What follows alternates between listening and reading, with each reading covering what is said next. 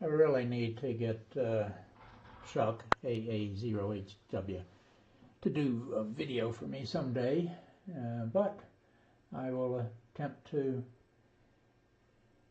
demonstrate the current iCW interface project. The one you see here is serial number 1 out of 2 that are built with the final layout version of the printed circuit board. And in this view you can see all the controls and switches on top. I have a straight key, you can see right over here, plugged into the key input jack now, where I've got the red marker. Now you could plug in a hand key, a bug, or a cable from an electronic keyer or keyboard. I do not send with a straight key, but just to give you an idea. So the side tone you're hearing is coming out of the front speaker right now.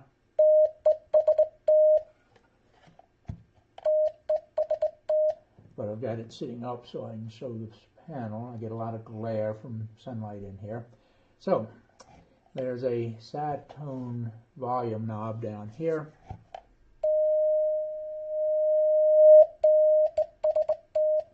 And next to it on the left is a tone control.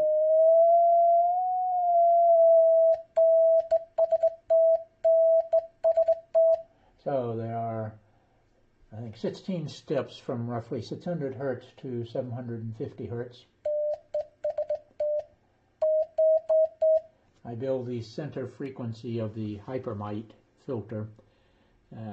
I use resistor values for a center frequency of 640 Hertz.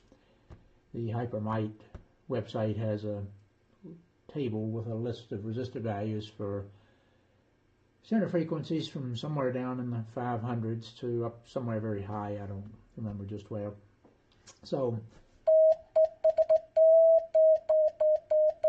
when you're using the internal side tone here, which is anytime you key it with this external key line, you have control of the tone.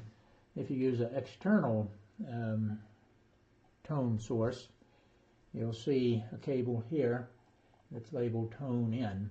So that's a audio signal of any quality. It can be a low quality one, or it can be a high quality one. It goes through the same hypermite filter, and I'm using a keyer over here and the paddle beside it as the source. I do not have a keyboard connected to it, so I can't change the tone of this, but you can tell this is a different tone. Whoops, actually that was pretty similar. And the volume level needs to be changed for these two different sources.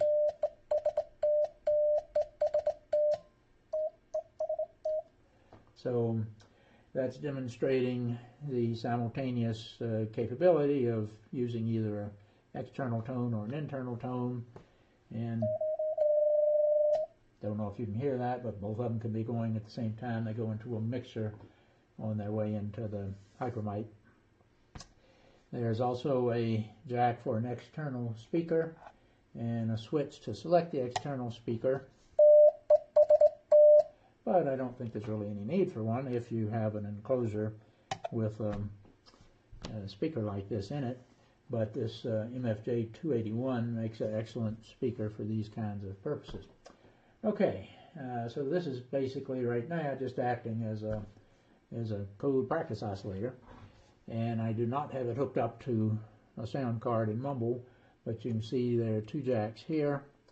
This is for the iCW out, so that's the audio signal to go to a sound card to transmit, and there's a knob down here labeled drive, which controls the level coming out of there. If I were to connect a cable from here to here, I might as well do that real quickly. Let me take this cable from the external tone source and hook it up here. This is a simple standalone loopback test. Now the the local side tone in here is going out of the ICW out and coming back into the ICW in, which means now that as well as the side tone volume control, controlling the level, I can turn that down. If I put that up to line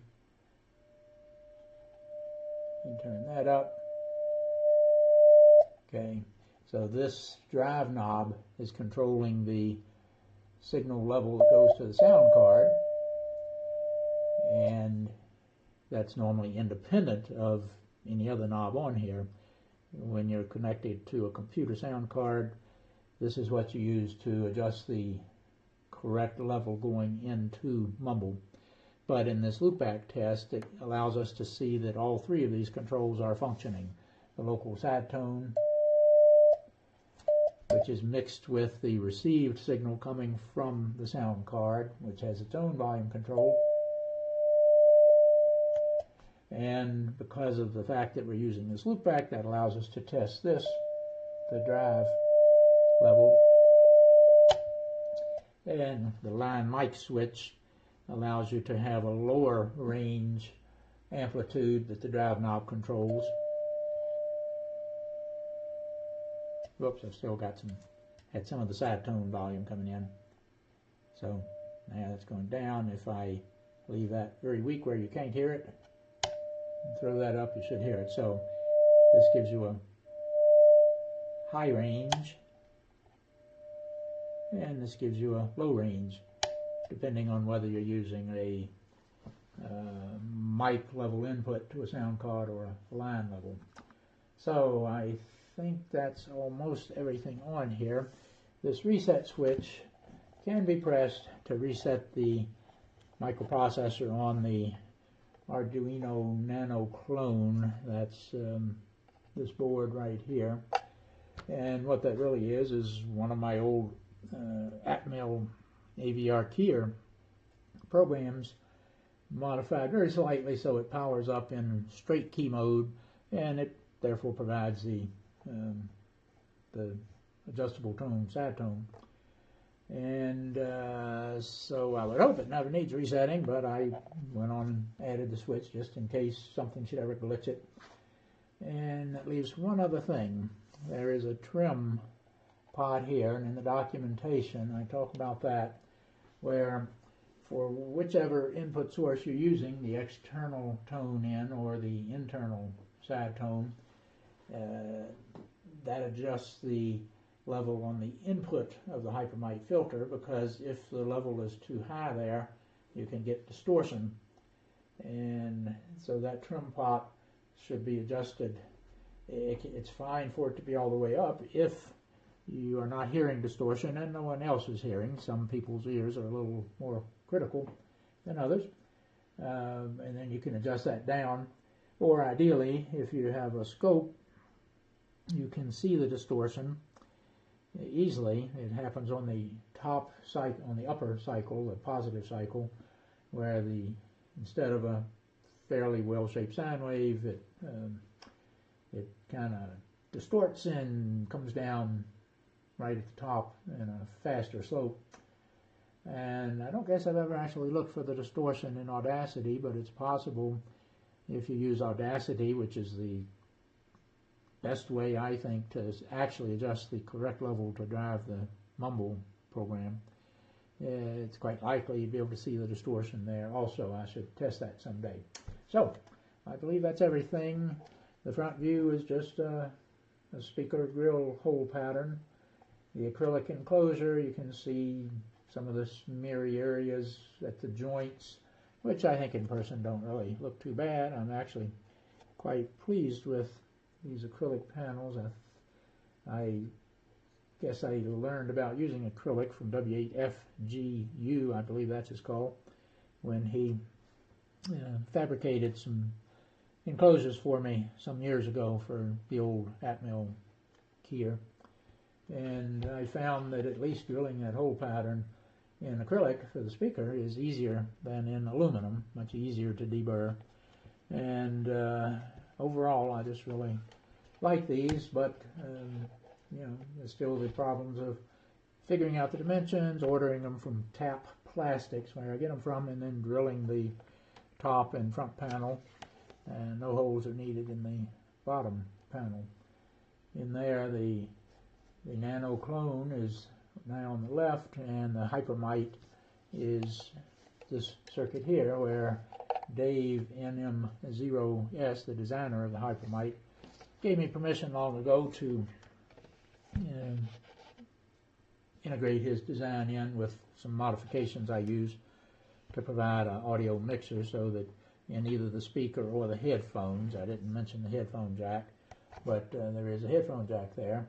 So I frequently, on my keyers, and if I were using one of these, I turn off any speaker when I'm using the headphones, and then I just have headphones.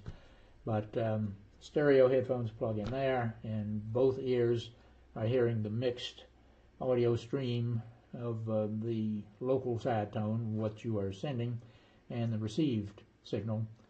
And I've used that scheme for years with just a simple audio mixer function added at the output of the Hypermite, and I'm very, very pleased with it. So that is the rough demo, and I will now stop it if I can remember how. Where is the little thing? I hope this is recording. I guess maybe I pressed